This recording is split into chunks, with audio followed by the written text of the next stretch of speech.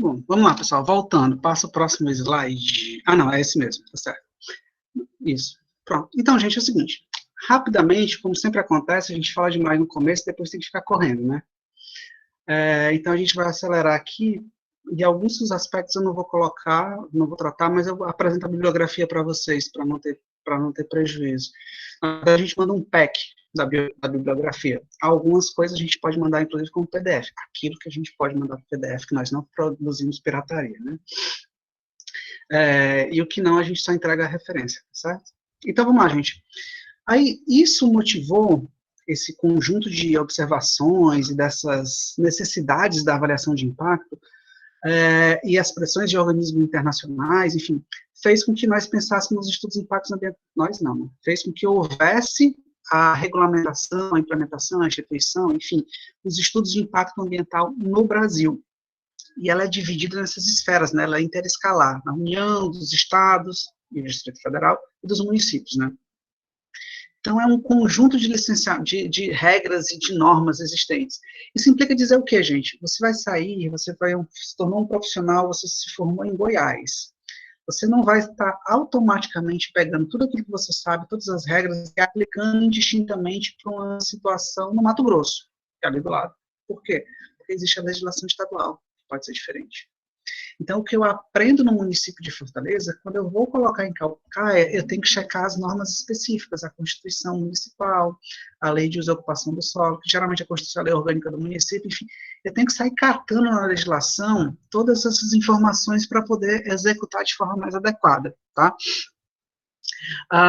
Mas a grande questão é a seguinte, a União estabelece leis gerais, regras gerais, para o licenciamento e para as questões ambientais. E as outras esferas, o município e os estados, criam normas complementares, elas vão ampliando as necessidades em função das características locais, tá? E aí ela pode estabelecer, legislar, tem competência legal para definir as normas no seu território. E aí a gente tinha uma celeuma, que dizia que os municípios nunca poderiam, por exemplo, ser menos restritivos do que o que está exposto no Código Florestal, por exemplo. Então, se o Código Florestal diz que a área urbana APP mínima é de 30 metros, o município não podia definir como 15. Estou dando valores aleatórios, tá? Ele não poderia definir como 15. Isso é um entendimento que sempre foi meio que consenso por acadêmicos da área do direito, mas na prática o que fazia a lei era o seguinte, que o município, por sua competência, acabava definindo normas que poderiam ser menos restritivas, ou seja, ao invés de 30 metros, ele podia dizer que a APP tinha 5. Né? Isso sempre foi um campo de batalha jurídica, até eu falei isso anteontem, sei lá, há uns 4 dias atrás, foi mais ou menos quarta ou terça, entre quinta e terça-feira da semana passada, o STJ decidiu, atendendo uma manifestação do Ministério Público do Estado de Santa Catarina, decidiu que os municípios e os estados não podem ser menos restritivos do que o Código Florestal. Isso implica dizer o que, gente, na prática? Todo o texto que a gente lia dizia que os estados e municípios não podiam ser menos restritivos, mas na prática a justiça sempre autorizava com que eles fossem. E com essa determinação do STJ, até que o STF decida uma coisa diferente, o que está valendo é o que está no código. Ou seja, o município pode até redefinir a APP, entre aspas, que pode chamar de qualquer coisa. Em Fortaleza, por exemplo, não existe APP.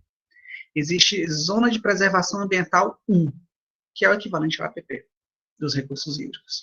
Mas é a APP, só que tem outra nomenclatura e outras definições. Então, isso implica dizer o quê? Se o código diz que é 30, o município pode dizer que é 50 metros a área de APP, pode dizer que é 100 metros, pode dizer que é 1 quilômetro, mas não pode dizer que é 29. Então, houve uma mudança aí, vai gerar um novo campo de batalha jurídica que até então os municípios faziam diferentes. Só precisava fazer essa contextualização para vocês. Então, aí você tem uma série de conjuntos, eu até falei delas aí, né, tem o plano diretor, tem a lei de desocupação do solo, lei ordinária, a legislação mundial, enfim. É só colocar lá, PP, eu até tenho aqui, eu mando para vocês, me lembrem, por favor, de fazer isso, porque eu até transmiti essa mensagem. Está no site, está na página, ou você entra no STJ para ver as decisões, mas é difícil de achar, né? Ou você vai lá no site do Ministério Público de Santa Catarina, que está numa das primeiras, assim, e a decisão ela é extensiva, né? Esqueci o termo agora, não é jurisprudência, mas ela é extensiva a todos os casos semelhantes do Brasil, né? Mas lá no site do Ministério Público de Santa Catarina tem, mas a gente manda. Como assim? Não entendi não, Gustavo. Litígio da área. Tipo, das medidas que tu falou, 50, 100, se o município pode determinar. Tá. O código, rapidamente, gente, tá? O Lincoln vai falar um pouco disso para vocês amanhã, sobre a APP. Eu sei porque eu vi nos mapas que ele vai apresentar. Então, ao longo do recurso hídrico, um rio que tem até 10 metros de largura, eu não lembro desses valores não, porque a gente sempre consulta quando vai olhar, tem que ter uma APP, uma área de preservação permanente, de 30 metros da margem do rio. Então, significa que ao longo de 30 metros, paralelamente, né, uma zona de 30 metros é uma área de preservação ambiental, vocês não podem mexer, tá? Isso é o que está na Constituição Federal. Constituição Federal não, no Código Florestal, perdão, no Código Florestal. E aí, como é que acontecia? Em função da Política Nacional de Meio Ambiente, do capítulo relacionado a meio ambiente que tem na Constituição, você pode até me corrigir, né, Gustavo? Acho que você fez alguns semestres de direito. Está lá dizendo que os municípios eles podem legislar sobre a questão ambiental em função das normas e dos parâmetros que está em acordo com a fase da política ambiental brasileira, que eu não vou falar isso, mas a gente tem 4 fases na política ambiental brasileira, e uma ela é muito voltada para descentralização, ou seja, a ideia qual é? Olha, a União não consegue fazer tudo não, gente, o governo federal, vamos descentralizar os estados, os municípios e a participação da sociedade. É isso que diz a legislação, grosso modo, nessa nova fase. Diz o seguinte, os municípios podem fazer. Então, aí ficou naquela celeuma, mas o município pode dizer que a área pode dizer que a área é menor do que 30 metros, ou seja, se é menor do que 30 metros, eu preservo menos a área, né? Então, significa, se eu disser que é 15, eu só tenho 15 metros de preservação, os outros 15 podem ser ocupados, né? Pode ser desmatado, pode fazer qualquer coisa, entre aspas, porque tem que olhar a legislação específica. E aí, o que acontecia? Na literatura sempre falava que não pode ser menos restritivo, ou seja, mais permissivo do que o Código Florestal. Mas, na prática, a Justiça sempre autorizou ao município fazer menos restrição, ou seja, reduzir o tamanho da preservação.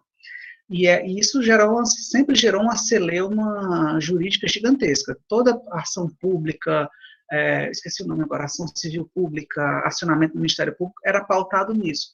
E sempre era derrubado. Dizia-se que não, quem define de fato quem é o município, porque a Constituição Federal deu competência para isso. E aí, agora, nesses últimos dias, nessa última semana, o STJ disse que não, o município tem competência, mas a competência do município não pode ser de forma a contradizer o que está no Código Florestal, em termos de permissividade. Então, o Código Florestal que diz que é 30, o município não pode dizer que é 29, mas pode dizer que é 21, ou seja, o município está sendo mais preservacionista do que a Constituição, né? Está prevendo mais preservação, seria mais ou menos isso. Ficou tranquilo agora, Gustavo? Perfeitamente, muito obrigado. Tá, de forma bem simples, né, para a gente não, porque só isso aí daria uma discussão que não acaba nunca, né? Então, isso implica dizer o quê, gente? Sempre que você trabalha com licenciamento, com avaliação de impacto, ou com qualquer questão que envolva o ambiente, você tem que, primeira coisa, por mais que a gente deteste, eu odiava, não gosto ainda, mas você tem que estar apropriado das normatizações, das regulamentações e o que diz a legislação. Pode passar. Cada caso é um caso. Pode passar. Agora eu vou me dizer que ela está com problema técnico. Então, a partir disso, você tem alguns dispositivos legais que a sociedade pode fazer para que essa regulamentação seja implementada de fato, né? E dentre esses dispositivos, existem vários, mas eu vou citar só 3 aqui que são essenciais. O quê? Ação civil pública, ação popular e o mandato de segurança. Nós não vamos entrar nisso, mas eu só quis destacar que mesmo num processo que está em licenciamento, a sociedade pode se manifestar usando desses instrumentos de participação direta, não é representativa, é direta, ou seja, as pessoas se organizam independente de representantes, quaisquer que sejam. Pode passar. Né? Não sei se vai dar para ver, né? Mas vamos tentar, vamos fazer o esforço. Mas eu estou vendo que vocês também estão, né? Exceto quem está no celular.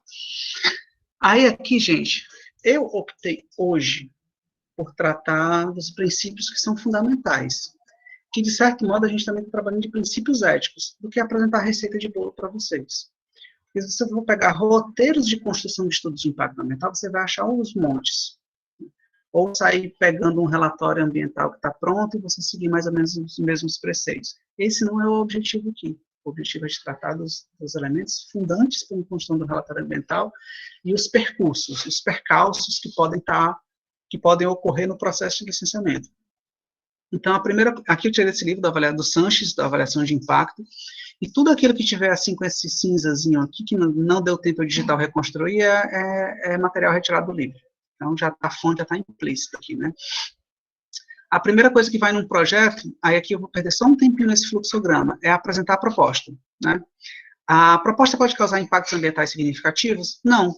Então, segue o fluxo aqui da esquerda do vídeo, licenciamento ambiental convencional, decisão, reprovação, aprovação. A perspectiva é gerencial, porque não tem um impacto significativo no ambiente. Né? Dou um exemplo. Dentro de uma quadra, já completamente urbanizada, você construiu uma casa. Isso causa impacto? Não. Você só vai colocar algumas restrições quanto ao uso desse território. Talvez, aí você entra na avaliação de impacto ambiental. Aí você pede um estudo de avaliação de impacto. Qual estudo? Depende do empreendimento. Aí não precisa, segue o fluxo. Eu estou fazendo com o mouse aqui como se estivesse, né, acompanhando, mas segue o fluxo, vai para a esquerda e desce até para aprovação, reprovação. Se tiver, aí você vai para o licenciamento apoiado em estudo de impacto ambiental. E da mesma forma, se você já souber que vai ter um impacto, subindo de novo, ao lado do talvez, aí você já vai para o licenciamento. Aí a outra questão, determinação do escopo do estudo, ou seja, o que deve ter nesse estudo de impacto ambiental, tá? Aí, depois do que deve ter para a definição desse estudo ambiental, aí você pode entrar num estudo ambiental propriamente dito. Aqui está com o nome de EIA-RIMA, mas não precisa ser um EIA-RIMA, pode ser outro tipo de estudo ambiental. O EIA-RIMA é o mais completo deles. Aí você vai o quê? Para avaliação técnica. Aí, a partir da avaliação técnica, dependendo da situação, você pode ir para a decisão ou você pode ir de novo para a determinação do escopo do estudo, ou seja, incluir outras coisas e pedir outros condicionantes, coisas que o Lincoln vai tratar com vocês amanhã. Aí, tudo bem, segue o fluxo. Ou, a partir da elaboração do EIA-RIMA, você vai para a consulta pública, tá? A equipe técnica dá o aval e você vai para a consulta pública. Aí, na consulta pública, você apresenta a sociedade, principalmente aquela população mais afetada pelo empreendimento. E aí, depois da consulta pública, e aqui é um detalhe, eu não falei audiência pública, é uma consulta.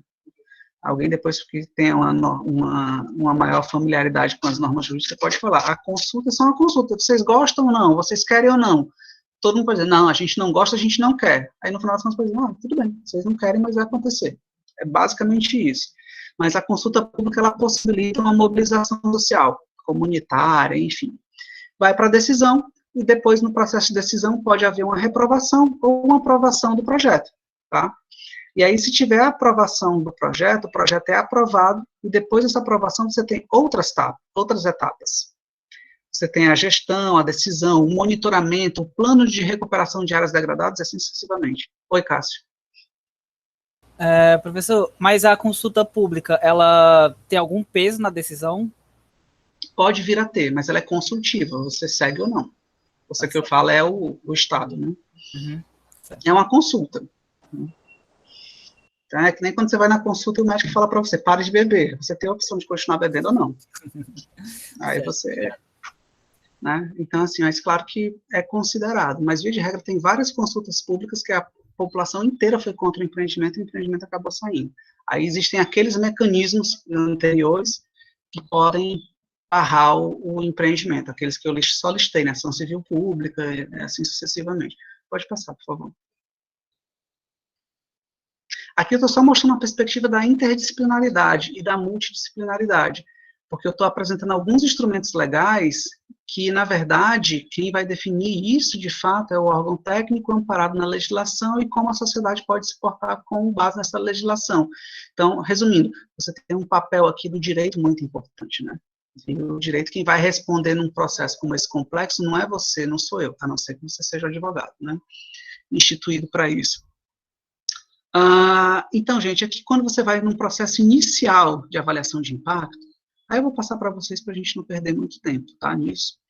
Você tem o quê? Primeiro você tem que dar a documentação de entrada, apresentando um memorial descritivo, ou seja, o que é que o empreendimento prevê, onde ele vai ficar, de forma bem genérica. Aí, a partir disso é apresentada uma proposta, aí o órgão pede os documentos necessários. Ele pode pedir um estudo de impacto ambiental preliminar, para ele ver qual vai ser o estudo ambiental que ele vai solicitar ou complementar. A partir disso, estabelece-se um plano de trabalho entre o empreendedor e o que a secretaria está exigindo, para elaborar um termo de referência, ou seja, qual é o termo de referência? Um nome autoexplicativo, né? A referência, mas são os pontos que devem ser seguidos, o que deve constar naquele estudo, né? Isso serve para licitação pública e para elaboração de estudos ambientais. Aí você tem um EIA-RIMA, você vai ter que dar visibilidade ao resultado desse EIA-RIMA com a consulta pública. Eu não costumo ir para consulta pública, mas eu recentemente fui para uma que foi a do Beach Park. O Beach Park vai construir um outro parque aquático aqui no Ceará, ali em Aquiraz, do lado daquele resort Kauai, Mandara Kauai, sei lá como é que pronuncia, Andara, não sei. Enfim, é um desses Kauai aí, que é depois do Beach Park, né? Ele vai construir um parque aquático de interação, né, onde você vai ter, não é gaiola, né, você vai ter aquários, onde você vai mergulhar com os peixes, não sei o quê, vai ter o Beach Park dos ricos e dos super ricos, né, que é um mega empreendimento, e foi aprovado recentemente, né, então eu fui para essa consulta pública, fiz umas questões, enfim, todo mundo pode ir lá falar qualquer coisa, né. Esses estudos e o resultado da consulta pública passa por uma nova análise técnica, porque a população pode dizer, olha, no estudo ambiental você não contemplou, por exemplo, uma lagoa. Foi isso que eu fiz lá no Beach Park. Não tem a lagoa, não está contemplado. No estudo de uma usina fotovoltaica que foi aprovado na quinta-feira no COEMA, até no objetivo da votação, eu perguntei assim, mas gente, a planície fluvial não está mapeada, vocês estão mapeando solo, mas tem planície fluvial. O cara, não tem, não sei o que, foi feito estudo, mas se tem esse solo, tem planície. Então, são coisas desse tipo que você vai questionando e que a equipe técnica pode considerar do licenciamento, né? Lícia, eu já passo a palavra para ti, tá? Aí, plano de gestão, que vai desde a implementação, gestão de resíduos sólidos, rejeitos de material da construção civil, risco de trabalhador, enfim. Aí você recebe a LP, a licença prévia, a LI e a LO. Isso aqui o Lincoln vai tratar, então vamos ganhar tempo, tá? E aí os documentos complementares até chegar num ponto que é a desativação, né? Porque o empreendimento ele tem que, inclusive, prever o que vai acontecer na área quando aquilo parar de acontecer. Né? Eu vou colocar uma eólica no campo de uma usina eólica. O que eu vou fazer naquela área quando eu terminar de explorar a atividade eólica? Um dia ela pode acabar. Uma mineração, quando acabar o recurso mineral, o que vai ser da área? Vou deixar só um buraco lá, que nem fizeram com Serra Pelada? Não, tem que ter um plano de recuperação. Oi, Lícia.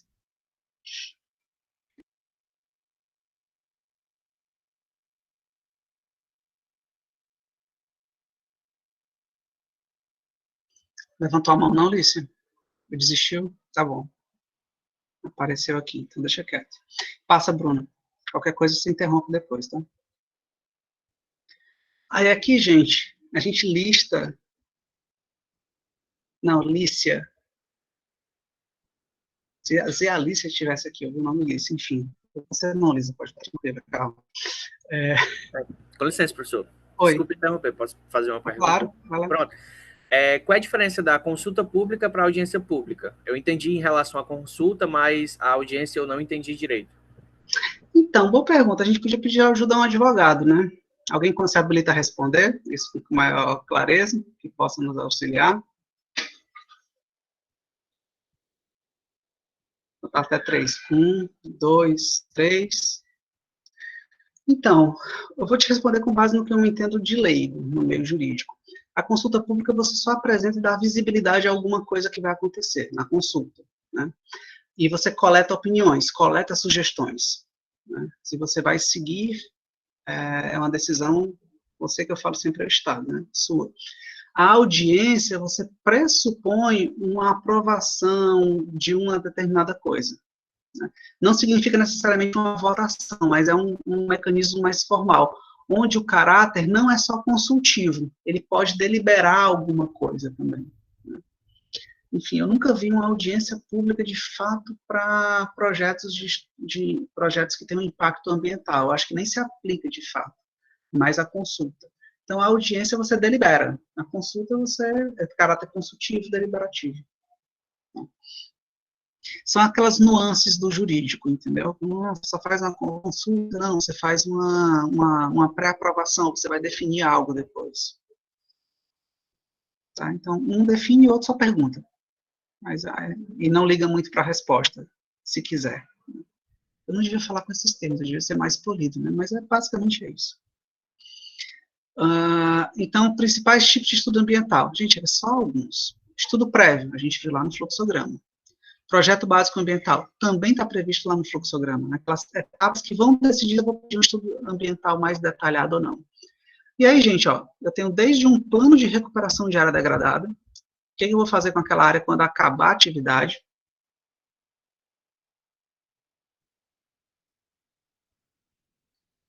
Mas a audiência, ela é consultiva. No caso do Ceará, por exemplo, está proibido pulverização, mas também mal se usava no Ceará, então é aquelas leis que meio que para chover no molhado. Mas é bom, pelo menos você tem uma restrição, é terrível a pulverização aérea. Aí você tem o plano de recuperação de área degradada, você pode ter um plano de controle ambiental, é para fiscalizar a instalação do empreendimento, e depois que o empreendimento está funcionando, como é que está se dando as coisas, tá?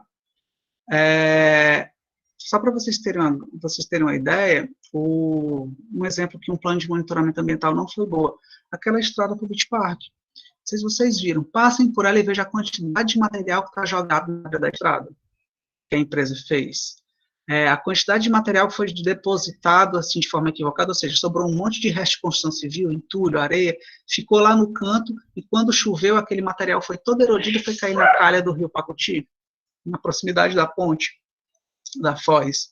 Então, só para a gente dar um exemplo de um monitoramento ambiental, ele não se dá só depois do instalamento do empreendimento e no seu funcionamento, dá inclusive durante a execução da obra, para saber se ele tem um plano de desmatamento, se o desmatamento está sendo cumprido, o plano de desmatamento, se tem transplante de árvores, se eles estão desmatando só a área que foi autorizada, enfim, se não está poluindo, se os resíduos perigosos estão sendo coletados adequadamente, e assim sucessivamente. Relatório de controle ambiental é um estudo mais simples, o estudo de viabilidade ambiental é um estudo bem simplificado para mostrar que aquilo não vai ter tantos problemas ao ambiente. Um relatório de avaliação ambiental, então cada um deles tem uma especificação, né? E para vocês terem uma ideia, o RAS, que é o Relatório Ambiental Simplificado, hoje é o que é exigido em grande parte dos empreendimentos eólicos, né, né, até essas mudanças aí que teve, que o STF suspendeu uma resolução do COIMA sobre licenciamento ambiental, que dispensava um monte de coisa de licenciamento ambiental, que, enfim, o COIMA é um órgão colegiado, tem tudo quanto é representante da sociedade civil, e quase sempre se forma a maioria em função do setor produtivo, né. Mas, assim, grosso modo, a gente vai focar nossa análise aqui em quê? Nesse último aqui, ó, no EIA-RIMA. No estudo de impacto ambiental. A gente sempre fala EIA-RIMA, tá, gente? Mas o fato é um EIA, estudo de impacto ambiental. É um estudo complexo, detalhado, denso. E esse estudo, ele obrigatoriamente é acompanhado por um RIMA, Relatório de Impacto Ambiental. Qual é a diferença desses dois, Jader? O estudo de impacto ambiental é o estudo técnico-científico, de densidade. E o RIMA, o relatório, ele é esse estudo reduzido. É um resumo desse estudo. Resumido, e é um resumo resumido, é ótimo, né? É um resumo desse estudo e um resumo escrito de uma forma acessível. Tá? Então, nesse resumo, ele não vai falar, os glacis de deposição pré-litorâneos, olha, no máximo que vai aparecer os terrenos estáveis dos tabuleiros pré-litorâneos. Então, muda, né? Ao invés de você dizer que é um glacis, que ninguém sabe, só quem sabe o que é geólogo, geomorfológico, você fala tabuleiro, que é uma coisa que você imagina que é algo plano, e assim sucessivamente. Então, a ideia é o quê? É simplificar. Ao invés de dizer assim, os processos morfogênicos interferem, são atuantes e fazem com que a fisiologia da paisagem, a fisiologia do sistema, a fisiologia configure um sistema em resistasia. Não vai escrever dessa forma. No RIMA, eu tenho que dizer que a área é uma área muito dinâmica e que tem muito, o desequilíbrio ambiental é constante. Então, simplesmente eu reescrevo isso aí de forma bem simplificada. Para quê? Para que todo mundo possa ler e entender. Sim, faz, Lucas. O Lucas perguntou se pode fazer sentido requerer um estudo de impacto ambiental quando já se tem um impacto. Claro, você pode mensurar qual foi o tamanho daquele impacto, e a partir daí você usa os mecanismos legais que estão associados às medidas compensatórias daquele empreendimento, ou seja, o que é que o empreendedor vai ter que fazer para reparar o dano que ele causou, tá? E, salvo engano, eu acho que o Lincoln vai falar disso na indústria. É porque eu só vi o mapa que ele vai apresentar, e no mapa está claramente que tem um impacto ambiental ali, tá uma área equivocada, tá? Então, sim, você pede também para quando o impacto já está configurado, porque o Lincoln vai falar disso também. Muitas vezes a primeira pessoa faz, e só depois que ela vai atrás de dar licença. Vou dar o exemplo do resort que eu falei agora há pouco lá no Cumbuco, eu não posso falar o nome lá do Vila Galé, então eles primeiro construíram o bloco e depois eles foram atrás de licenciar, né?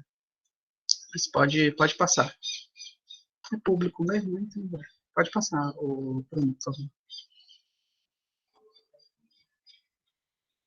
Bruna. Isso. Enfim, aqui vai, Felipe. Não, eu acho que essa pergunta não se encaixa agora, mas eu ia perguntar se tem como você mensurar o que é que deve ser feito a partir do prejuízo, porque eu vejo que tem muitas empresas que elas causam impacto, né, por estar dentro do local. Aí, como solução, eles fazem alguns projetos, algumas coisas sociais. Aí eu queria entender se tem como mensurar. Se o que eles fazem, como é que eles decidem o que fazer dentro da empresa. Tipo, a empresa agora vai fazer projetos destinados ao meio ambiente, ou então de PASSP, né, que agora vai começar a estimular o microempreendedorismo entre a galera lá, né, do São Gonçalo. Como é que eles mensuram? Não sei se existe. Aí é outro mundo. Você vai para valoração de impactos. Entendeu? Quando você vai para valoração de impactos, aí você vai ver o que é que você vai exigir em função do que foi estimado em termos de impacto e o prejuízo que aquilo vai causar. Então, a gente tem o estudo de impacto ambiental e depois você tem a valoração de impacto. Você vai mensurar o quão ruim foi aquilo e o que é que ele precisa fazer para reverter a situação anterior, amenizar a situação que ficou, ou amenizar e reverter exigindo uma indenização correlata. Aí você paga por exemplo, é que nem a Samarco. Eu não lembro se foi 1 ou foi 2 bilhões, ou foi 3, acho que foi entre 1 e 3 bilhões de reais que ele ia ter que pagar como compensatório, em função do rompimento da barragem, lá em Mariana, no Rio Doce, e o prejuízo que ocasionou no Rio Doce. E aí é uma área de mineração, o histórico da região é a mineração é muito importante para aquela região em termos financeiros, os municípios dependem quase que exclusivamente disso. Grande parte da arrecadação de tributos do estado de Minas Gerais é decorrente da mineração, e para vocês terem uma ideia de como a região é importante, não tem a Vale, a grande mineradora, o nome dela era Companhia Vale do Rio Doce, né? Que é uma região que tem uma grande quantidade de jazidas, de reservas de minérios mais variados possível, de diamante a cobalto, tem tudo. Tudo que você imaginar pode ter, sobretudo ferro e ouro, né? Ouro Preto, Tiradentes, São João del Rei, toda aquela região ali, mais para o sul, né? Vamos ali, mais para o sul ali de Ouro Preto, vai cair no Rio Doce, no Rio das Mortes, enfim, naquele complexo hídrico ali daquela região, que é um grande dispersor de águas também, né? Alguns vão São Francisco também, eu acho, enfim, não lembro. Mas é tudo ali na porção do sul do Craton, São Francisco. Então, tem, sim, estudos para isso, tá? Aqui, rapidamente, gente, o que é que precisa ter um EIA-RIMA? Contemplar as alternativas tecnológicas e de localização, inclusive pensando na não execução do projeto, né? Então, o projeto vai ser bom porque vai gerar emprego e renda, mas ele não gerasse o que poderia ser gerado no lugar.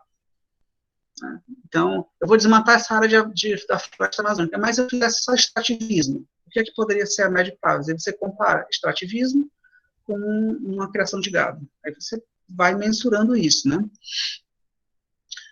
Identificar todos os impactos sistemáticos em todas as fases de implantação do projeto. Aí eu vou tentar mostrar para vocês hoje, se der tempo, essa avaliação num projeto de mineração que eu deixei aqui. Definir os limites da área de influência direta e indireta. A influência direta é o sítio de instalação do empreendimento, né? Local, poligonal, desenhada. E a área de influência direta é o quanto aquilo vai interferir nas áreas do lado, né? Aí, essa área de interferência direta, ela é sempre arbitrária, ela pode ser de 500 metros, pode ser de 1 quilômetro, pode ser de 10 quilômetros, depende do tipo de empreendimento, né? E ver se aquele empreendimento que está proposto, ele está em acordo com os programas governamentais, né? Olha, gente, é difícil você dar esse exemplo hoje, mas eu tenho que checar. A gente falava muito isso, porque hoje tudo está acontecendo no Brasil, né? Que a Amazônia não, isso antes de 2019, que a Amazônia não estava sendo degradada, queimada e devastada para se plantar a soja, tá? Porque existia uma política pública que tinha o zoneamento agroecológico que dizia quais eram as áreas do Brasil que poderiam plantar soja. Poderiam não, né? Que receberiam incentivos. O cara que planta soja, ele não planta do bolso, ele pega empréstimo via de regra em banco público. E eu estou falando, não é o cara na agricultura familiar, não, é a agricultura mecanizada. Então, ele não vai desmatar a Amazônia para plantar sojas e não existe linha de crédito para soja na Amazônia, em legislação específica ou em normas, porque ele não vai ter dinheiro para plantar soja, ele não vai tirar do bolso, quase tudo com recurso público, né, financiamento a longo prazo, com juros subsidiados. Então, você tinha um zoneamento agroecológico que dizia onde era que ele podia plantar o quê? Mas para gado já tem, né? Então, por isso que o motor de desmatamento da Amazônia é o gado. É um desmatamento seletivo, né? Primeiro você tira as espécies mais caras, que têm um alto valor, as árvores nobres, mogno, cerejeira, etc. E depois o que sobrou você queima e troca o pasto, né? E aí você cria um impacto gigantesco, monstruoso. Nas fases, influência direta, considerar os planos de ações, ou seja, para ver se aquele projeto tem uma aptidão com aquela área.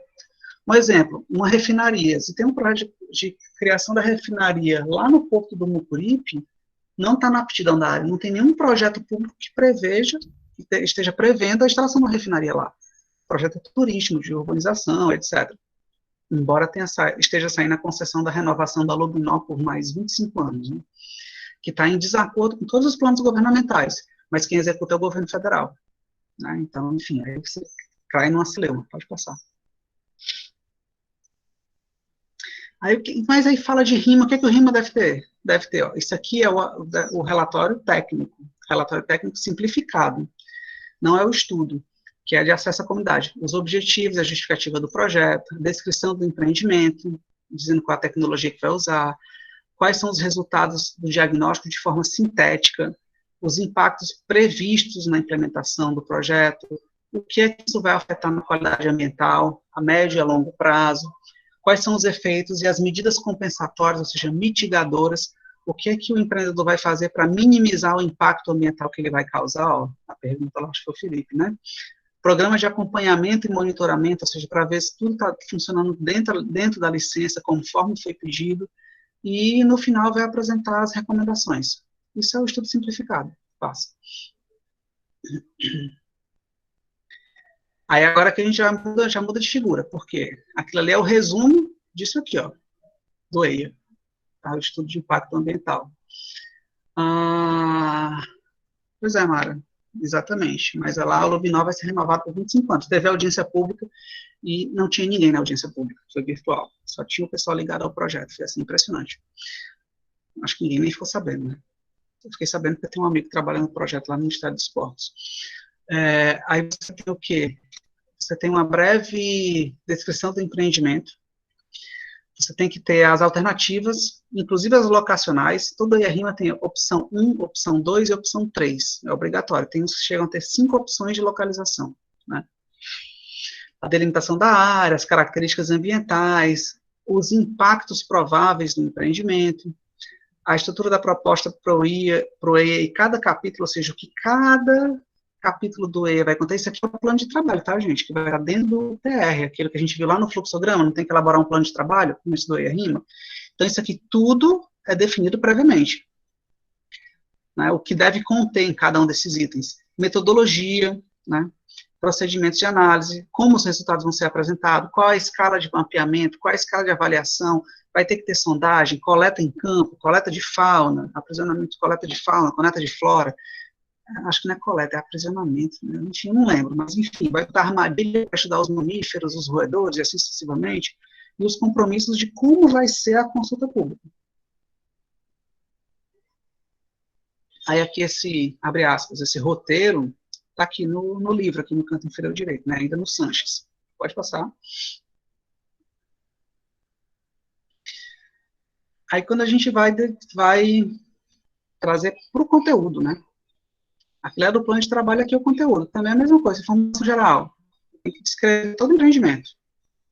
Eu tenho que trazer ele de forma sinótica, aqui eu tenho que trazer um detalhamento, pensando, inclusive, de como vai ser todas as fases que envolvem a licença prévia, a licença de instalação e a licença de operação.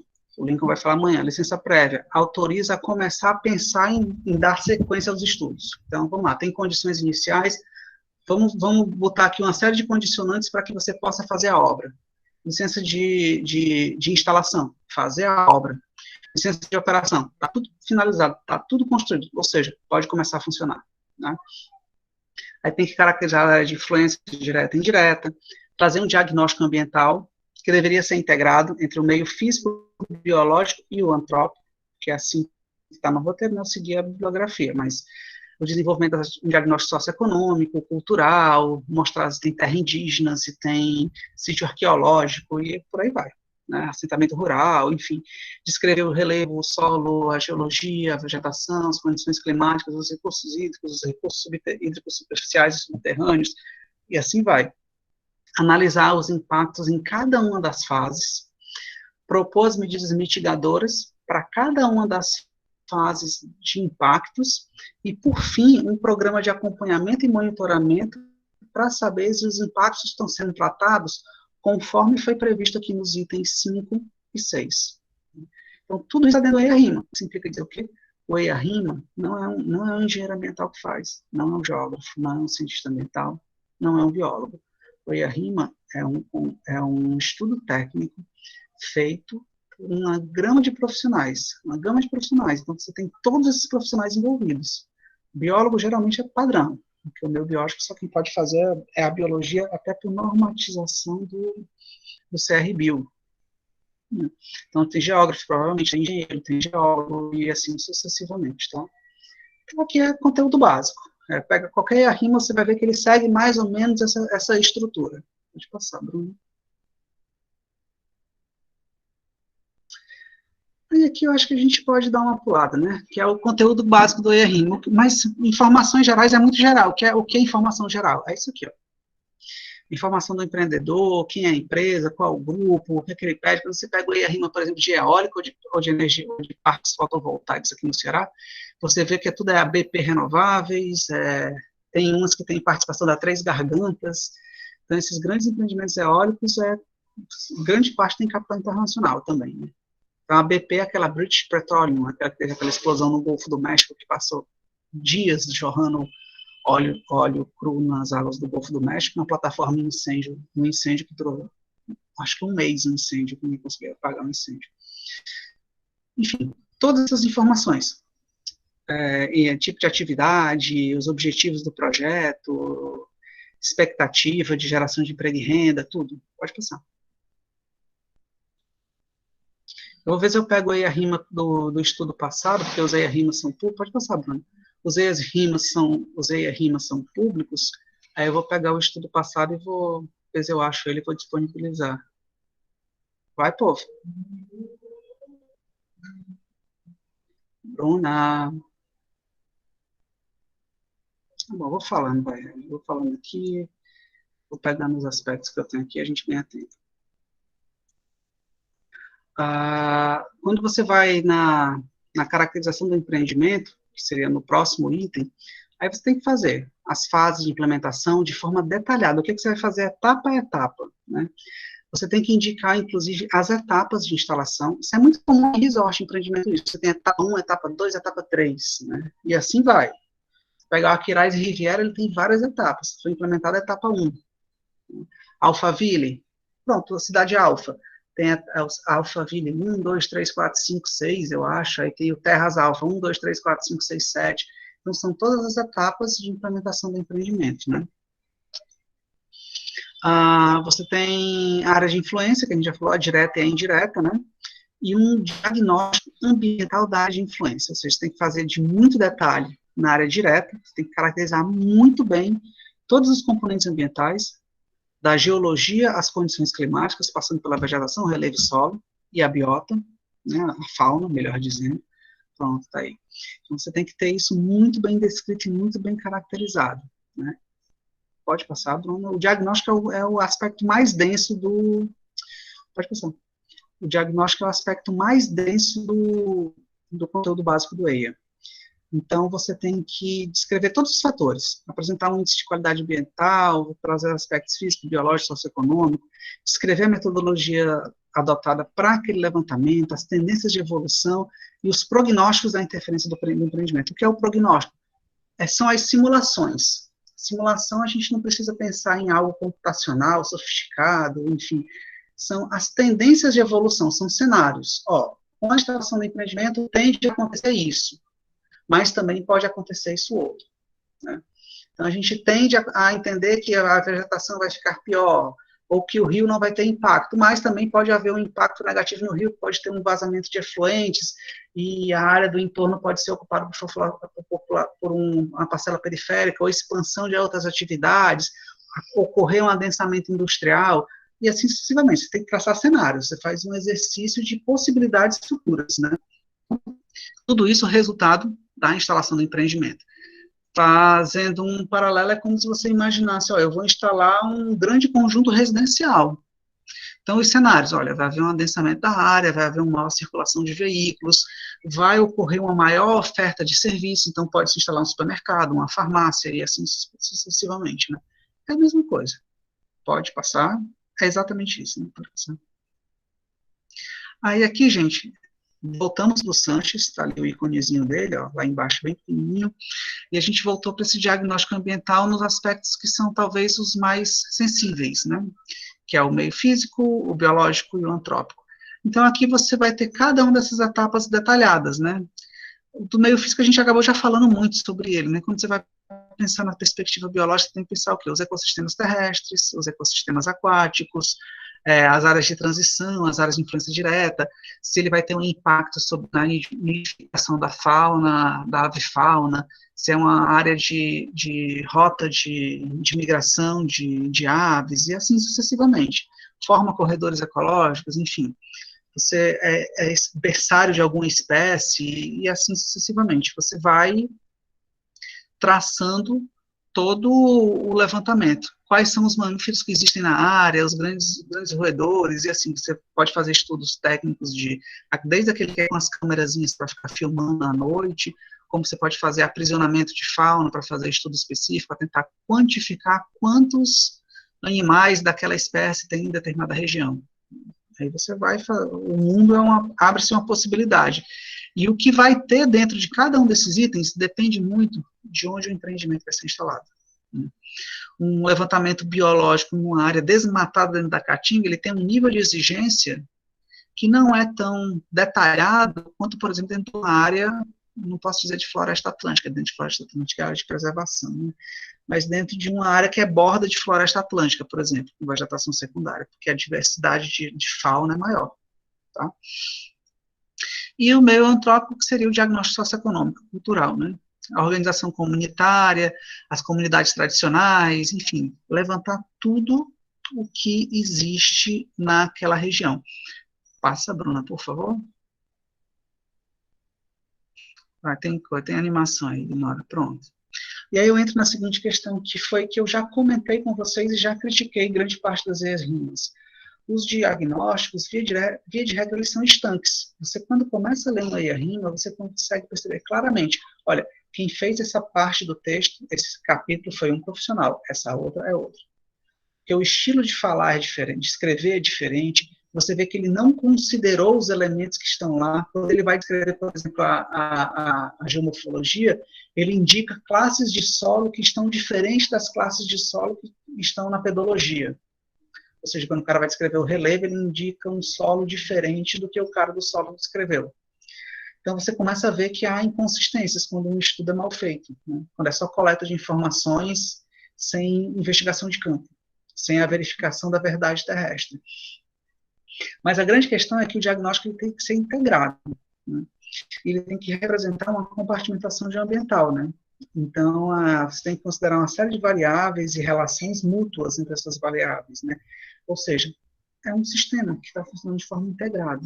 Se é um sistema, já está dito, qual é a fundamentação metodológica para isso? É uma teoria sistêmica, onde todas as partes, onde todos os componentes fazem parte de um todo maior, e esse todo ele é resultado não da soma dessas partes, mas da interação, como cada um interage com o outro. Né? E aí, nisso, você tem que entender o suporte no envoltório e a cobertura. Né? Então, você tem que entender a estrutura que sustenta, a forma que se desenvolve aquele projeto, a cobertura que tem em cima daquele processo, ou seja, o solo, a vegetação, ou as diferentes formas de desocupação, né? Ou seja, o diagnóstico tem que ser amparado numa análise integrada do ambiente, tá? E aí você tem que considerar o ambiente como um sistema complexo, né? Que deriva de relações entre componentes ambientais e como essas assumem maior ou menor complexidade, ou seja, do mosaico de paisagens que é configurado a partir desse conjunto de informações.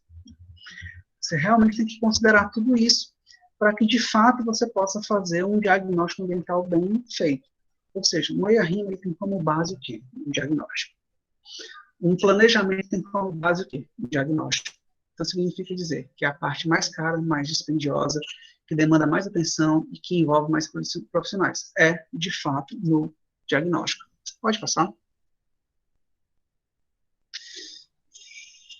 Sim, para essas etapas ficarem disponíveis, inclusive durante a audiência pública, para elas terem acesso ao EIA e ao RIMA. E sobre o EIA e o RIMA, durante a audiência pública, é para estar disponível, inclusive online, para as pessoas terem acesso, e é para que o documento está lá, para se a pessoa quiser folhear. No site da SEMASSE também fica disponível essa informação, e qualquer pessoa pode solicitar essa informação via protocolo, né? Aí a gente tem que fazer o meio termo, porque tem uma limitação técnica de recurso de pessoal, não é passando pano, mas de fato isso é uma limitação. O ideal seria que ficasse público lá, estudos ambientais livres, não você entrar com a solicitação. Você entrando com a solicitação, você tem direito e acesso a receber o material, e recebe. Mas você tem que saber o que está acontecendo, né? No site da SEMASSE tem, inclusive, alguma dessas listas. Eu vou pegar algum EIA-RIMA e vou disponibilizar para vocês darem uma olhada depois do que tem no EIA-RIMA, para desmistificar, né? A gente já tem um de mineração, mas eu vou ver se esse da eólica, da usina fotovoltaica de energia solar, se ele ainda está disponível para baixar, tá? A BP é a BP, né? Enfim, é a BP. É petrolífero, não tenho o que dizer, petrolífero. Mas eles sabem que vai mudar a matriz energética e eles estão investindo pesadamente em energia renovável. Eu acompanhei a conversa de um consultor da BP e ele falava isso. Consultor não, servidor. Em português, ele falava justamente, meu orgulho de trabalhar numa grande empresa, e ainda mais essa empresa está trabalhando agora com energia renovável, porque é o futuro, o petróleo vai acabar mesmo, né? Então ela está pensando na sobrevivência dela, não é nada de bondade, né?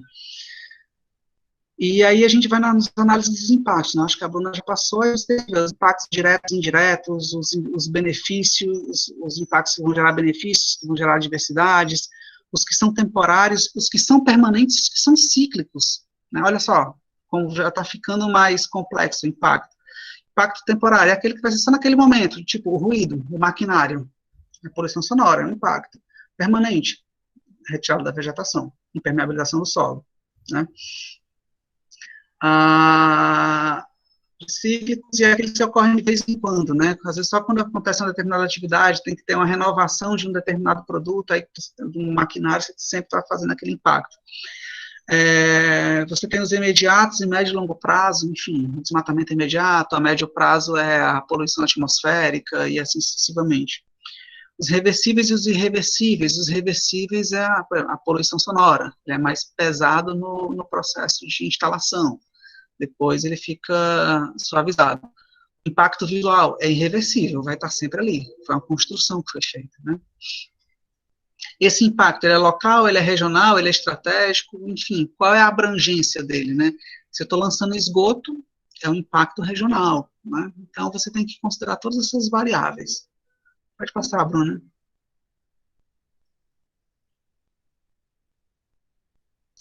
Olha só, as medidas mitigadoras, né? Ela é o quê? Ela é preventiva, ela é corretiva, né? Então, vou estar fazendo uma medida mitigadora para reduzir um possível impacto para que ele não aconteça. Então, para não ocorrer um extravasamento, por exemplo, do esgoto que foi gerado, ou dos efluentes. Aí, o que eu faço? Eu faço barragens de contenção, eu faço uma barragem, faço uma estrutura de contenção, caso essa barragem venha a ser rompida. Então, eu vou pensando nessas estratégias, né? Eles têm que ser adotados, que é na fase do empreendimento de instalação, na fase de operação, ou na fase de desativação, aquilo que a gente falou, né? Quando acabar a atividade, como é que vai ficar a área, né? As atividades são de curto, médio e longo prazo. Quem vai ser responsável por fazer isso, por essa medida mitigadora? É a população? É o empreendedor? Quem vai ser? Né? Quem é que vai executar? E quem é que vai pagar por isso? Então, todas essas variáveis são consideradas. Pode passar, Bruno. E não menos importante, o programa de monitoramento, né? Onde eu tenho que selecionar quais são os parâmetros que vão ser avaliados. Se eu vou fazer um empreendimento que vai gerar ruído, eu tenho um limite de poluição sonora que eu tenho que fazer, de poluição atmosférica, de geração de resíduos sólidos, e aí eu tenho que ter parâmetros para ficar acompanhando se aquilo está sendo implementado. Então, eu vou construir eu vou produzir no máximo 110 decibéis na vizinhança, e eu chego em 120, então meu empreendimento está em desconformidade, e aí pode ser aplicada uma sanção, que vai desde a advertência até uma multa. Tá. Enfim, aí tem o detalhamento, né? A justificativa, a periodicidade, a metodologia para a escolha do componente de avaliação. Se eu vou fazer uma avaliação das águas superficiais, eu tenho que dizer quais são os parâmetros que eu vou avaliar, a partir de qual norma eu vou considerar como limite de tolerância, tá? Então, eu vou fazendo tudo isso com base no que está definido no escopo do EIA-RIMA. De novo, aqui eu também estou passando rápido, porque essa informação está lá no, abre aspas, no roteiro que o Sanches apresenta. Pode passar. Que não foi ele que criou, né? Ele compilou daquilo que ele já viu em termos de impactos ambientais, né? E aí você tem que ter uma significância e significado, né? Que seria uma forma de você valorar, mas não economicamente, mas é atribuir importância a esses impactos, né? Então você vai pensar o que de fato é mais significativo, e a partir do que é mais significativo, você vai pensar quais são esses impactos em termos de magnitude, extensão, tempo de duração, probabilidade de ocorrer um efeito que está previsto, as seguranças de isso acontecer, e uma série de fatores que podem estar relacionados ao projeto e que vão ter um poder de decisão no estudo de impacto ambiental, se o projeto vai ser aprovado ou não. Isso na teoria, né? Um dos grandes problemas dos estudos de impacto ambiental, aí já falando para vocês de uma forma não teórica, mas na prática, é que quem paga o estudo de impacto ambiental é o empreendedor. E dificilmente o empreendedor vai aceitar pagar um estudo de impacto ambiental em sua totalidade se o estudo disser que o empreendimento dele não pode ser instalado. Ele vai gastar algumas dezenas de milhares de reais para dizer, ok, bom esforço, mas vocês não podem fazer o que vocês querem. Então, assim, é sempre uma pressão muito grande para quem trabalha fazendo o estudo, né? E que a gente não vai falar sobre isso, porque eu fiz com o pessoal da geologia um curso desse, que era sobre etapas e possibilidades de avaliação de impacto. Tem um mundo, existem diversas possibilidades, que aí cada uma delas tem um universo à parte, mas pode seguir.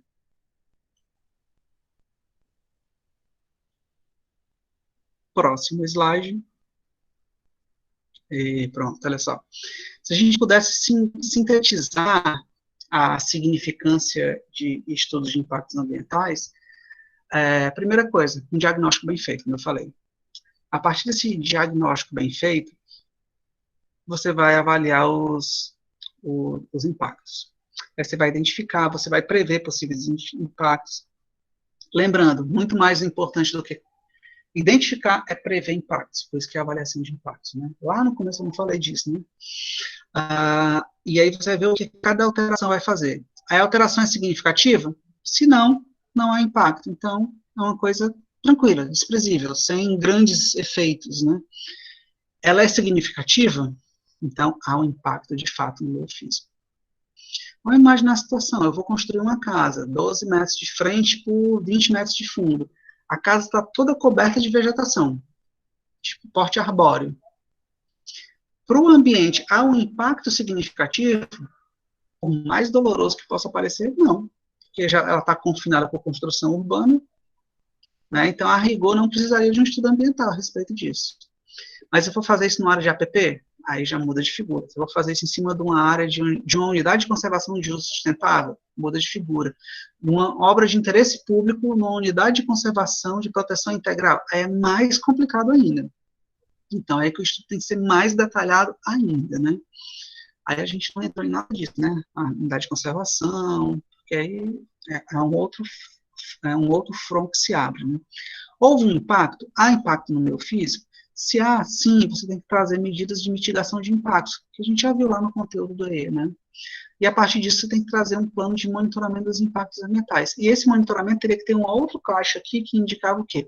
Que era o plano de desativação, que era pensar no PRAD, no plano de recuperação da área degradada, né? Então você tem que considerar tudo isso, que é um fluxograma simplificado, mas que ele teria outras etapas a serem cumpridas também. Pode passar? E é isso, a gente viu tudo isso, ó, toda atividade impacta, eu posso, eu não posso, enfim, tem uma série de possibilidades, mas onde eu tenho que ter mais cuidado com o estudo de impacto ambiental, inclusive da necessidade dos mesmos. Na literatura, é consenso que você tem que considerar essas 4 variáveis: o interesse ecológico, a fragilidade ambiental, a beleza cênica e o patrimônio cultural, histórico-cultural. São os aspectos fundamentais para isso. O interesse ecológico, tudo aquilo que nós já falamos, as funcionalidades, a fisiologia da paisagem, a dependência que o solo tem do recurso hídrico com a precipitação e, consequentemente, com o potencial daquilo causar inundação. Por isso, quando vai para o empreendimento em área urbana, tem parâmetros ambientais muito bem definidos, os parâmetros urbanísticos. Tem a taxa de permeabilidade, a taxa de infiltração, a taxa de ocupação. São todos parâmetros que tentam pensar o quê? Como a água vai se comportar, a água superficial, ou seja, a água da chuva, água pluvial, que vai para os rios, vai virar uma água superficial, por esse escoamento, como é que ela vai se comportar na cidade, né? Que fazer piscinão não resolve. Fazer buraco para armazenar água não resolve o problema, porque o buraco tinha que ser do tamanho da cidade, né? Então, sempre vai ter esse problema. Tem grande biodiversidade, tem espécies endêmicas, a gente já falou disso, né? A formiga lá no Arco Metropolitano no Rio de Janeiro. Tem espécie ameaçada de extinção, princípio da precaução, tem potencial de banco genético. A fragilidade ambiental, o quê? O local e o empreendimento vai oferecer riscos. Antes era muito comum em empreendimentos aqui no Brasil você ignorar. Alguns conjuntos habitacionais, por exemplo, o José Walter. O José Walter é um conjunto habitacional gigantesco, que foi feito em etapas. A instalação do conjunto se deu, algumas áreas do conjunto se deu em área de lagoa. Não é porque está do lado da lagoa, eles aterraram a lagoa. A lagoa foi aterrada, né? A lagoa foi completamente aterrada, ou seja, eliminaram o recurso hídrico, fizeram uns canais, umas galerias subterrâneas e construíram. Então as casas estão onde hoje estavam a lagoa. Tanto é que sempre quando chove, alaga. Quem já andou por lá vai saber onde eu estou falando. Onde tem o Polivalente, a escola modelo, escola Polivalente, sei lá o nome do colégio, ali era uma lagoa, e a lagoa foi aterrada. E tem um sistema hídrico ali gigantesco, que liga várias lagoas, a Lagoa do Catão, com aquelas da perimetral, enfim, e aí está tudo canalizado, é tudo subterrâneo, né? Ou seja, em áreas que podem sofrer risco, em costa ou em lagoas, lugares de beleza cênica, por exemplo, as falésias lá de Beberibe. Além de ser um ambiente frágil, é um lugar bonito, merece conservação e preservação. Sim, então você considera tudo isso, né? Aí, histórico-cultural. Vou dar um exemplo.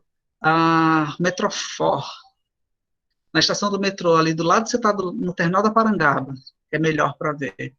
Você vai ver a linha do metrô e a linha do VLT, né? A do trem, eu não sei onde é que passa. A do trem, eu acho que passa no chão, né? Se eu não estiver enganado, o trem de cargas.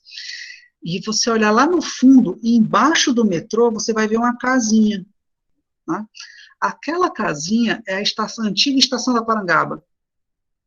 Ela é uma estação histórica, que era um patrimônio tombado, e na época do Metrofó, qual era o projeto para aquela área? Demolir a estação. Como era um patrimônio tombado, foi buscada uma alternativa para manter a preservação do patrimônio histórico-cultural da cidade. E ao invés de eles desapropriarem a área onde não era shopping, porque não era o Shopping Centengo, o Shopping Parangaba, eles optaram por, ao invés de desapropriar uma área do empreendedor, usar uma tecnologia que eles enterraram a estação. Você pode olhar o nível da rua e olhar a estação, você vai ver que a estação está mais baixa do que a rua. Então, eles fizeram uma técnica lá, que eu não faço ideia de como é que faz isso, e eles escavaram, e a estação está alguns metros abaixo do nível da rua, para não ter que demolir e não ficar um viaduto muito alto. Né? Ali é uma área de patrimônio histórico e é arquitetônico. Mas ficou horrível, né? Porque o patrimônio arquitetônico está coberto por um viaduto. Né? Mas, enfim, são essas questões, não vou entrar nesse mérito, não. E isso estava previsto onde? No EIA-RIMA do Metrofó. Pode passar. E aí entra na seguinte questão, gente, já para a gente pensar já numa finalização. Isso tudo é uma relação muito implicada. Vocês lembram, lá no começo eu falei o quê? As leis da natureza são diferentes das leis da sociedade. Né? Então, o que acontece? Para eu entender impacto, né, esse gráfico aqui é da Maria Célia Coelho, que era aquele livro Impactos Ambientais Urbanos no Brasil, né, que é da Antônio Teixeira Guerra e da Sandra Batista Cunha, da Bertrand. E esse é o capítulo, é o primeiro capítulo da Maria Célia Nunes Coelho. Ela fala o seguinte: olha, para entender impacto ambiental urbano, mas isso serve para tudo, tá, gente? Mas só que no urbano isso é mais forte, esse tipo de situação. A primeira coisa que eu tenho que entender: os processos físico-químicos, as leis gerais da natureza. Tá? Eu tenho que entender as leis gerais da natureza. Porque eu não interfiro nisso. A radiação solar, ao chegar na baixa atmosfera, vai continuar aquecendo o planeta. Ponto. É um processo natural, independente de efeito estufa ou qualquer coisa. Quando a energia chega aqui, a energia tem que concentrar e aquece a superfície. Isso sempre vai acontecer. O que vai mudar é se eu tiver uma erupção vulcânica gigantesca, uma colisão com algum corpo celeste, aí eu posso criar uma camada que vai promover o esfriamento. Mas a energia solar que chegar aqui vai continuar aquecendo a superfície. Isso não muda. Posso ter uma barreira lá em cima para reduzir isso, mas vai continuar fazendo. O ozônio vai continuar filtrando os gases UV. O que pode acontecer é que eu posso perder grande parte do ozônio e o gás passar, mas quando ele encontrar esse ozônio, ele vai ser filtrado. Né? Vai ser absorvido, na verdade, não é filtrado, é absorvido. Mas, enfim, essas leis a gente não altera.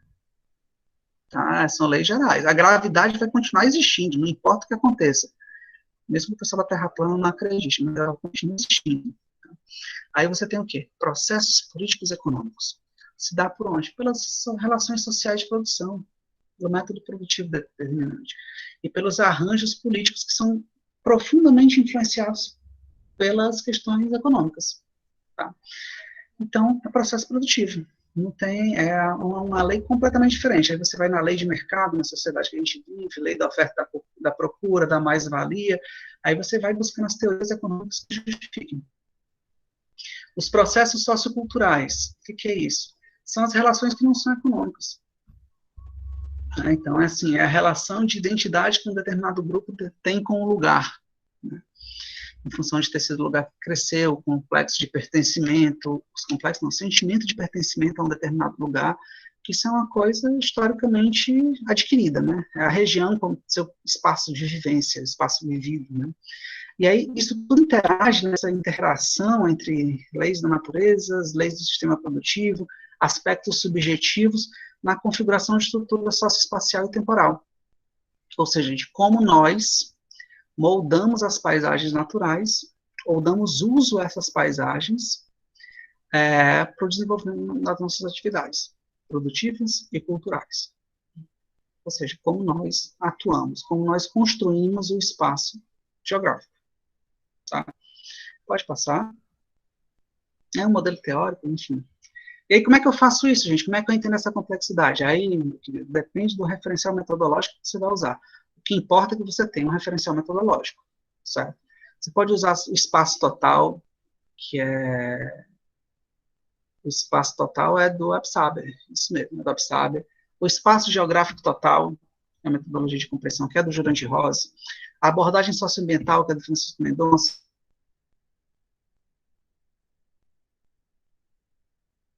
Geossistema, Território e Paisagem voltou. O Geossistema, pode voltar, viu? O Geossistema, Território e Paisagem do Bertrand. A outra, não lembro, as unidades territoriais, que é do Antônio Teixeira Guerra, e você pode usar análise ambiental integrada. Todas essas aqui, ó, essas 6, e a outra que você possa denominar, geoecologia da paisagem, todas elas são a análises ambientais integradas, né? Ela considera o ambiente de forma integrada, então ele considera categorias como território, paisagem, a fragilidade, a potencialidade, a vulnerabilidade e os riscos, né? Então, sempre é pautado nesses preceitos aqui, e em comum, o que elas têm? Todas são abordagens de interconexão, interdependência e de funcionalidade. Se é funcionalidade, é sistêmica, do meio natural. Pode passar.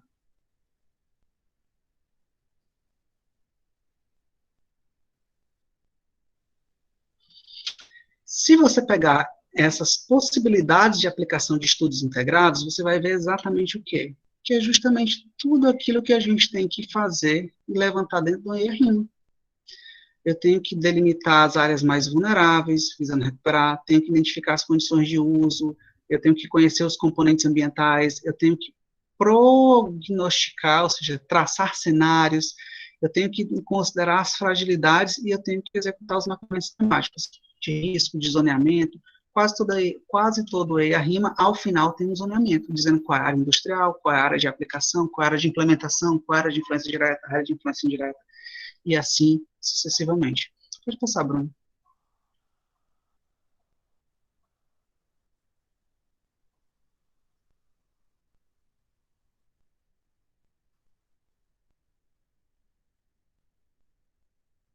Pronto, aqui. Não vou definir, mas é o quê? É considerar não só o relevo e depois a geologia, e depois é considerar tudo de forma integrada. Considerar dentro de uma unidade de relevo qual é a geologia que eu tenho, qual é o solo que eu tenho, qual é a vegetação que eu tenho, e assim sucessivamente. Tá?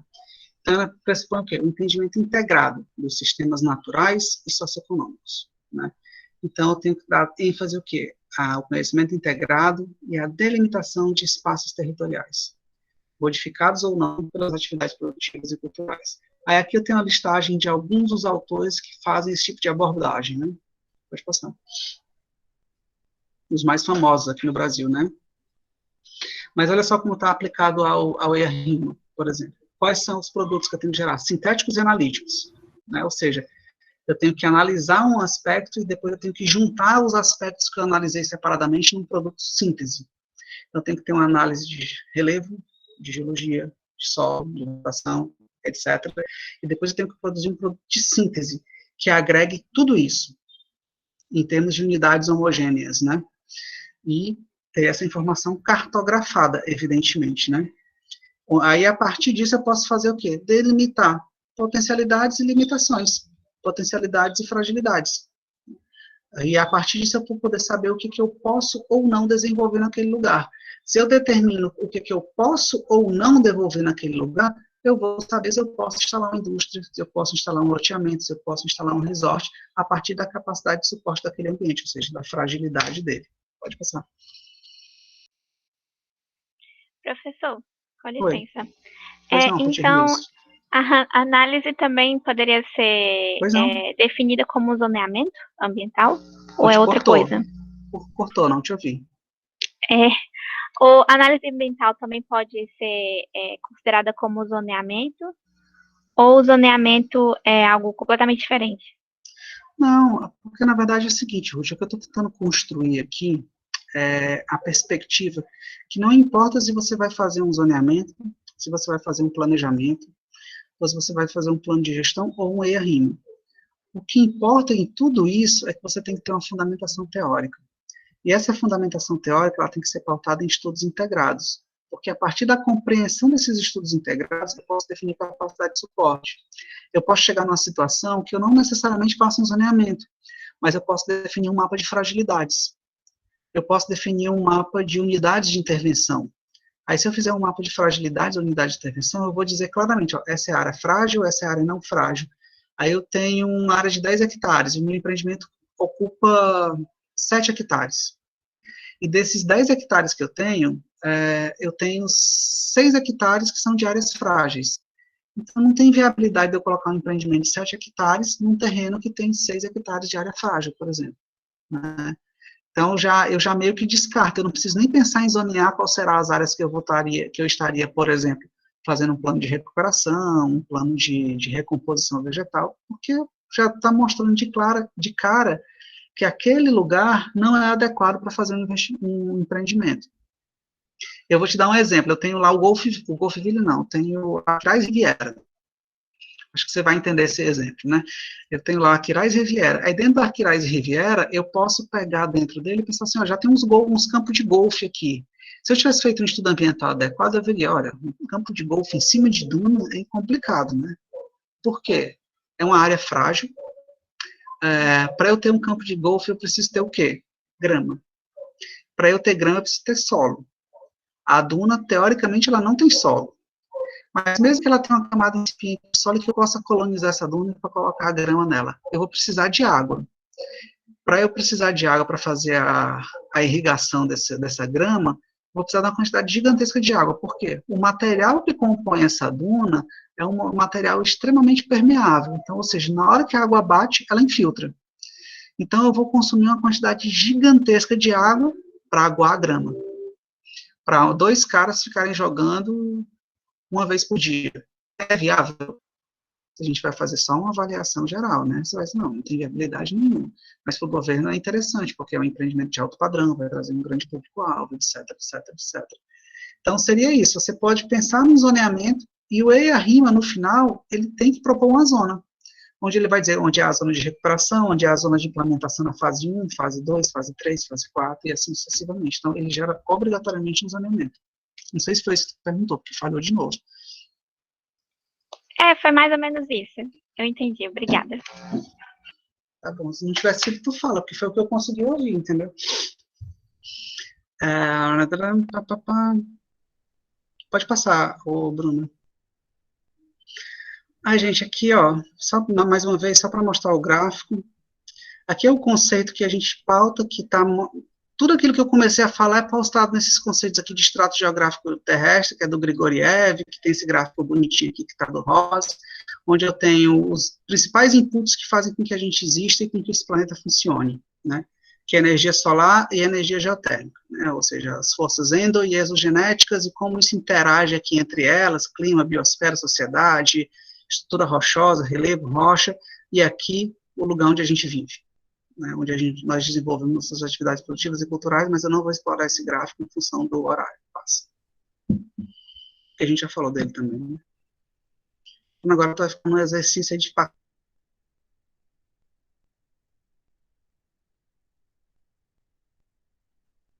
Pronto.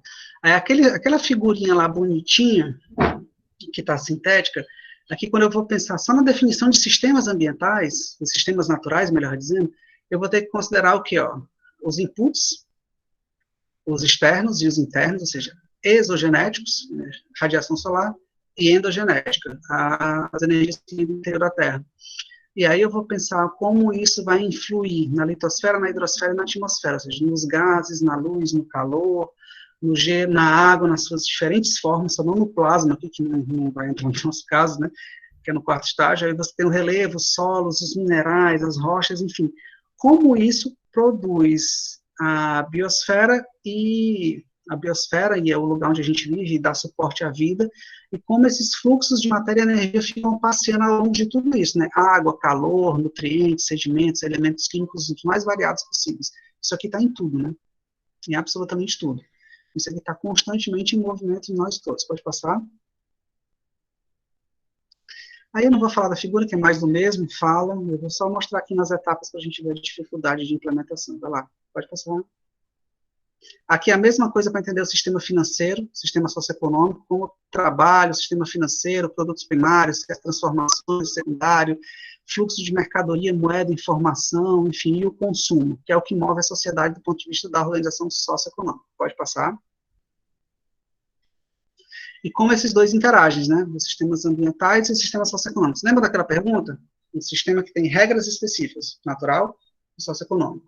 Então, é uma forma de tentar juntar eles aqui.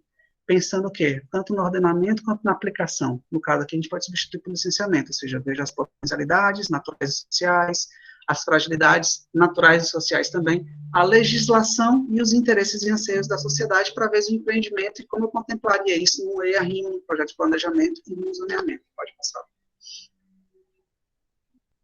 Aí tem as subjetividades aí, nesse meu termo, né? Pode passar.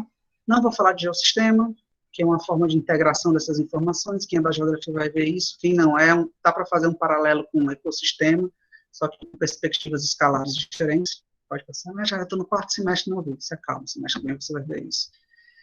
E aí, a gente vai passar um texto que explica mais ou menos como é que funciona a aplicação prática disso. Então, por isso eu vou passar direto. Mas o princípio básico qual é? Eu não considero os elementos separados, e sim como eles interagem uns com os outros.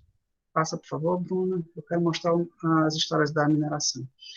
E aí, essa interdependência, o que é importante demarcar é que eu tenho que usar um elemento como guia, né?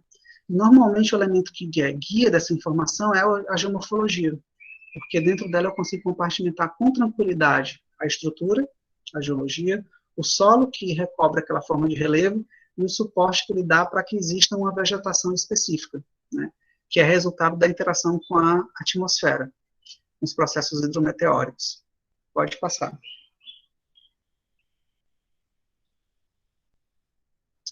Aí é como a gente aplica esse relevo na análise geográfica, na análise integrada, na verdade, mas eu também não vou falar sobre isso, vou passar o texto para vocês, no material da bibliografia de apoio. Porque aí eu vou aplicando e explicando mais. Pode passar? É que eu tive que fazer isso aí de forma mais detalhada, porque essa parte eu aproveitei como eu já falei para vocês, de um curso que eu dei para o pessoal da geologia. Pode passar? Aí a classificação, como eu vou separando e dividindo essas partes, também a gente vai pular, está chegando no próximo exemplo, acho que é o próximo nível. Classificação, passa. Aí um mapa de relevo integrado, passa, eu troco como exemplo Fortaleza, e aqui é onde eu queria chegar. Só deixa eu acender a luz aqui, só um minuto.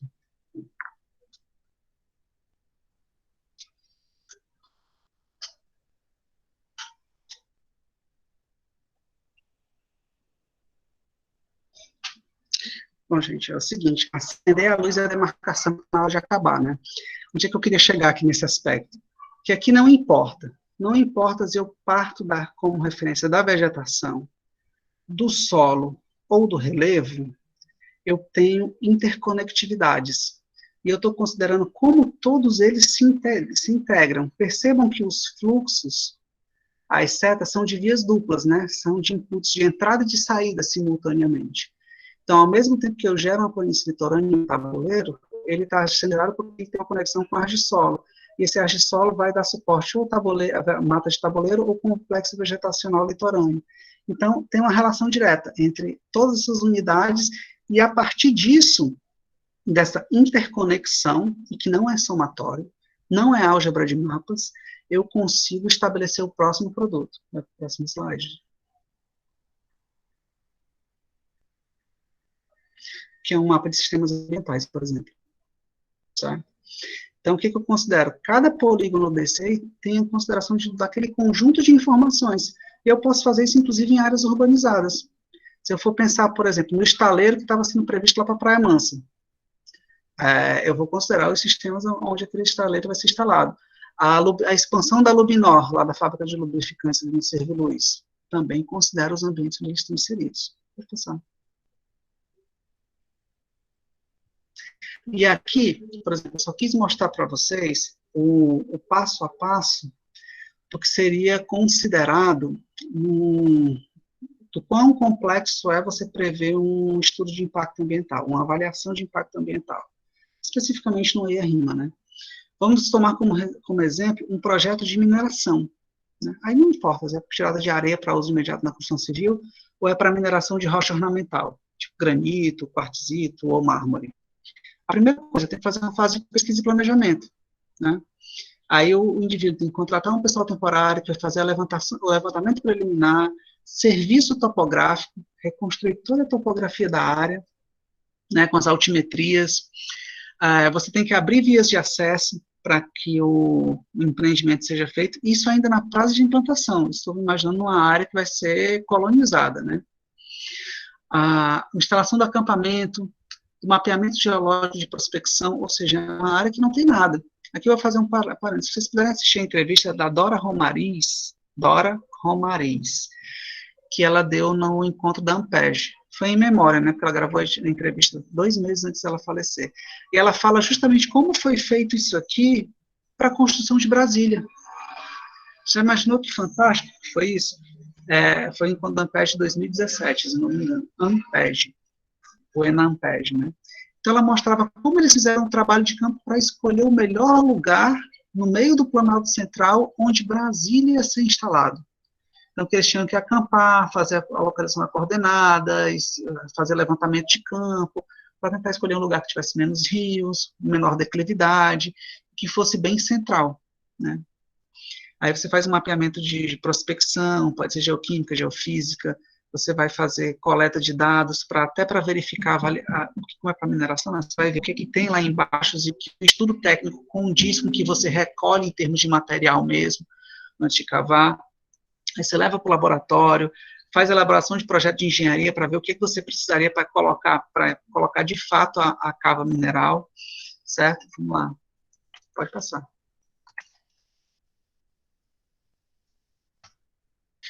Respondi aí no chat. Aí deu tudo certo, o que você tem que fazer? Tem que fazer aquisição de terra, contratar um monte de serviço para relacionar, preparar o maquinário.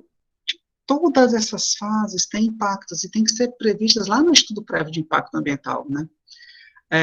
Você vai ampliar as vias de acesso, que não vai ser mais eficaz se precisar passar veículos maiores.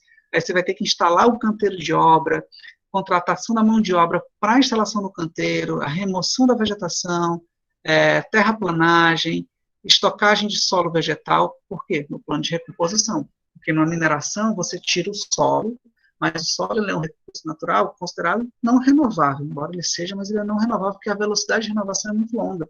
Então, o que você tem que fazer? Você tem que armazenar aquele solo para quando a mineração cessar, você colocar novamente o solo e poder fazer com que o ambiente se desenvolva de alguma forma. Perfuração de poços para ter acesso à água, enfim, disponibilizar local para disposição do material, dos rejeitos da mineração, tanques de armazenagem.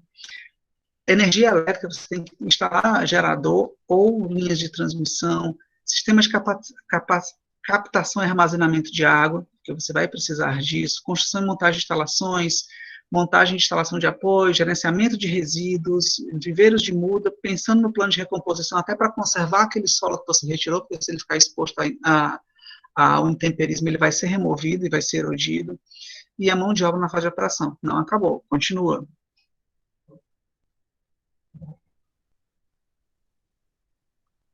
Aí você entra na fase de operação, você mais uma vez vai tirar a vegetação da outra área, você vai limpar todo o terreno, né? Você vai devastar todo o terreno para fazer de fato a jazida. Aí se tiver o caso de via subterrânea, você vai fazer o terraceamento, enfim.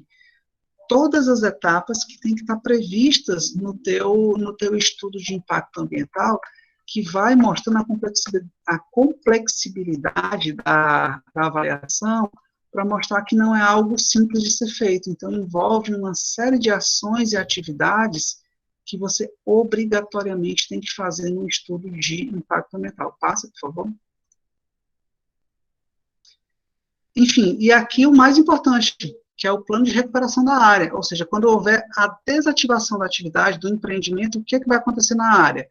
Tem que retaludar o sistema, ou seja, recompor o solo, os patamares estruturais, colocar a vegetação, preencher as cavas de mineração que ficaram abertas, enfim, remover todos os rejeitos que ficaram lá, demolir os edifícios, enfim, toda a infraestrutura que foi alterada, passando inclusive pela revegetação, com a recuperação da área degradada. Tudo isso é previsto num projeto de mineração. Isso serve para qualquer projeto. Geralmente você não vê isso para resort, em função da perspectiva de continuidade do mesmo. Mas para uma atividade fabril, industrial e de mineração, isso é indispensável. O próximo slide, por favor. E aqui, por fim, para nós finalizarmos por hoje, eu vou mostrar esse slide e o penúltimo depois, mas por enquanto vamos mostrar esse. aqui são só exemplos de procedimentos e modelos, metodologias, né, na verdade, de avaliação de impacto, de estudos de impacto ambiental. Né? Então, isso eu quero mostrar o quê? Você não usa para quando você vai quantificar, que todo EIA vai ter lá no final uma listagem de impactos positivos e impactos negativos. E o que vai justificar no final aquele empreendimento ser instalado ou não é que os impactos positivos sejam mais interessantes do que os impactos negativos que ele vai gerar. Então, você tem um método ad hoc, que na verdade você consulta especialistas para eles emitirem a opinião. As listas de controle têm as mais variadas possíveis, sobreposição de cartas, seja por álgebra de mapa ou lógicas booleanas, rede de interação, matriz de interação, modelo de simulação, análise com multi-objeto, enfim, existe uma infinidade de metodologias que é impossível tratar todas elas. E aí, nesse caso, acho que aqui eu tinha um detalhamento de todas as possibilidades, de algumas dessas possibilidades, não, algumas dessas possibilidades, mas vai passando lá e coloca lá no antepenúltimo, só para a gente mostrar foi no antepenúltimo slide? Não, no penúltimo. Aperta o end aí, depois volta na tela. Pronto, aqui, ó. Não, esse é o próximo. Aí pode passar, tem uns 20 slides ainda, que eu não peguei todo. Aí eu vou descrevendo cada um desses métodos, de como eles estão estruturados, o que eles podem fazer. Você vai lá para o fim. Travou? Pronto. Tudo bem. É o próximo, mas... Isso, pronto. E aqui, por fim, para a gente finalizar por hoje, eu só queria mostrar para vocês algumas das metodologias. Olha só o que é interessante. Eu não vou trabalhar todas essas categorias, não, mas aqui escolhi o quê? A matriz de Leopold, que eu acho que talvez seja mais utilizada, sobreposições de carta. Hoje é muito comum sobreposição de cartas. Os estudos clássicos são matriz de Leopold. Sobreposição de cartas é o que está ganhando muito destaque em função do próprio geoprocessamento. Você pode fazer álgebra de mapas, né? Facilita muito. E a metodologia de Battelle, não faço ideia de como é que pronuncia isso. Onde é que eu quero chegar a isso? Na capacidade de identificação de impacto. Ó, todos eles têm suas vantagens e desvantagens. Então, na identificação, Leopold é médio, Battelle é alto. Na previsão, Leopold é baixo, e quase todos são de Leopold. Né? Sobreposição de cartas também é baixo, porque usa métodos quantitativos, eles falham, né? Já o Battelle, ele é alto. Então, onde é que eu quero chegar aqui? Vamos pegar aqui em termos de procedimentos de inspeção. O Battelle, que estava bem até agora, ele se mostra ruim no procedimento de inspeção. E já a sobreposição de cartas é melhor. Né? Então, onde eu quero chegar com isso? Cada um dos métodos que você vai adotar, ele tem vantagens e desvantagens. E você tem que saber quais são as limitações que o teu modelo de avaliação de impacto vai promover. A grande questão, qualquer um dos 20 modelos existentes que você escolher, você faz ele com tranquilidade, desde que você tenha uma base teórica concisa de como construir o levantamento e produção das informações. O resto é só a forma de como você vai contextualizar, apresentar e mensurar, ao final, quantos impactos positivos você tem ou impactos negativos você tem para justificar o empreendimento. Então, na verdade, às vezes a gente se preocupa muito em termos de qual metodologia eu vou usar. Vai ser a matriz de Leopold? E o que eu estou querendo mostrar para vocês é que isso, na verdade, é o menos importante, porque a matriz de Leopold é um texto que você segue passo a passo aquilo que o autor indica, mas você vai seguir aquelas informações com base no diagnóstico e no prognóstico que você fez anteriormente, a partir de uma análise integrada. Então, você só vai o que o modelo vai gerar para você, ou seja, você tem que ter uma base de dados consistente, concisa e sólida, para a partir de então você poder avaliar o material que você vai produzir e justificar o teu estudo de impacto ambiental. Era isso por hoje, gente. Sobrevivemos, né? Achei que ia terminar às 4 horas. Hein? Bueno, obrigado, pessoas que ficaram até aqui. E se vocês tiverem alguma pergunta, estamos abertos.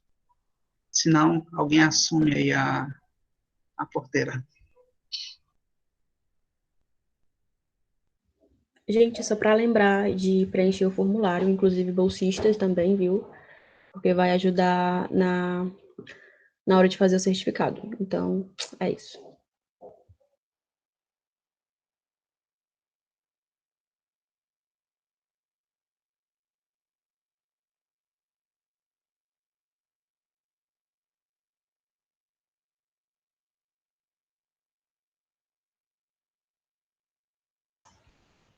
Mara, o formulário ele foi disponibilizado aqui no chat do Meet.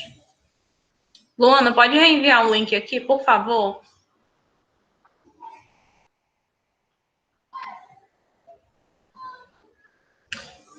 Fora a dúvida do formulário, alguém tem uma pergunta, alguma consideração a fazer para o professor Jader? Eu tenho uma sobre faltas, que já que vai ter certificados, não tem problema faltar um dia, né? Você tem que ter, no mínimo, 75% de presença, mas o certificado, ele também depende da produção do relatório final. Tá certo, entendi. Que é as 40, que é para completar as 40 horas, né? Que é o... Sim, Tá porque nós temos 20 de teóricas e 20 de prática. certo.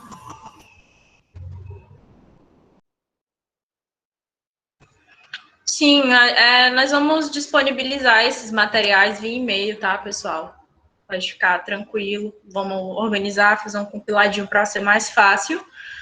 E vocês vão receber no e-mail. É importante que vocês se atentem, porque teve alguns problemas em relação à escrita do e-mail logo no começo. Tinha gente com dificuldade de acesso, porque no formulário de inscrição colocou o e-mail errado. Então, confiram lá no formulário, porque vocês têm uma cópia das respostas no e-mail de vocês, se vocês escreveram o e-mail certo mesmo.